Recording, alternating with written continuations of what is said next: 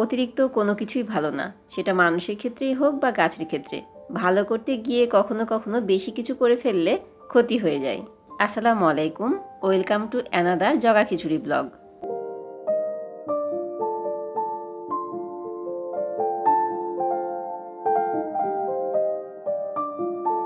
আমার এই জবা গাছটাতে বেশ ভালো পরিমাণ মিলিবাগ আক্রমণ করেছিল, আপনাদের সঙ্গে শেয়ারও করেছিলাম, মনে আছে কিনা জানি না।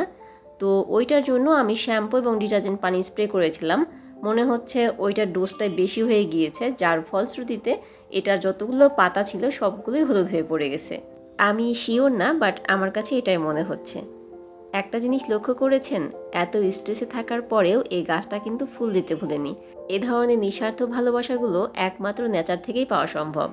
অনেক দিন ধরে গাছগুলোর যত্ন নেওয়া হয় না, তো ভাবলাম আজকে বিকালে যেহেতু বসে আছি গাছগুলোতে কিছু খাবার দেওয়া যাক। আমি আসলে সেরকম কোনো যত্ন নিই না, মাসে একবার ভার্মি কম্পোস্ট অথবা যে কোনো মিক্সড সার দিই।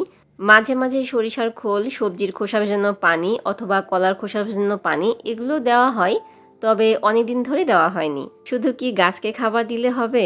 গাছে খাবার দিতে দিতে এদিকে আমার পেটও খাবার নেওয়ার জন্য চোচো করছে। আজকে হঠাৎ করেই কেন জানি না তালের বড়া বানাতে ইচ্ছে করলো। আর এটা বানাতে যেহেতু খুব বেশি সময় লাগে না, দ্রুতই বানানো যায়, খেতেও বেশ মজা। তালের বড়া দেখলে ছোটবেলার কথা মনে পড়ে যায়। তালের সঙ্গে ছোটবেলার অনেক স্মৃতি জড়িয়ে আছে। আমাদের ওইদিকে এটা অনেক আগের কথা বলছি, এখন অবশ্য সেই দিনগুলো নাই, কারণ যুগ অনেক চেঞ্জ হয়ে গিয়েছে। ছেলেবেলায় দেখতাম কম্পিটিশান করে তাল কুড়ানো হতো। তাল কুড়ানোটাও একটা উৎসবের মতো ছিল।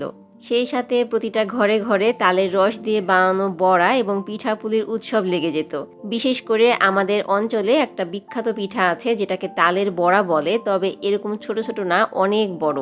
এতটাই বড় না দেখলে বিশ্বাস করবেন না। পাকান পিঠা যেমন ফুলে অনেক বড় হয়ে যায়, ওইটা ঠিক সেইভাবেই ফুলে, তবে ডিজাইনটা কলকার মতো। আমি তো আর অত বড় কলকার মতো ডিজাইনের বড়া বানাতে পারি না, সেজন্য এই ছোটটা বানিয়েই পেটকে সান্ত্বনা দিই। যখনই তালের সময় আসে তখনই ভাবি এইবার গ্রামের বাসায় গিয়ে ওই বড়ার রেসিপিটা শিখে আসব। কারণ ওই রেসিপিটা সবাই জানে না, গ্রামেও যে সবাই তৈরি করতে পারে তা কিন্তু না, ওই হাতে গোনা দুই একজন পারে। আমার মা অবশ্য পারত। এখন আমাদের গ্রামে যারা এই বড়াগুলো বানায় তাদেরকে আমার মায়ের শিষ্য বলতে পারেন। আমার মাই ওদেরকে শিখিয়ে দিয়েছে।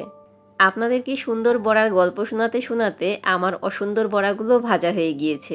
দেখতে সুন্দর না হলেও কি যে মিষ্টি গন্ধ!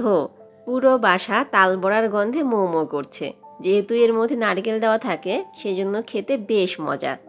আচ্ছা, আপনাদের কাছে কি আমার এই জগা খিচুড়ি ব্লগ ভালো লাগছে? লাগলে অবশ্যই কমেন্ট করে জানাবেন।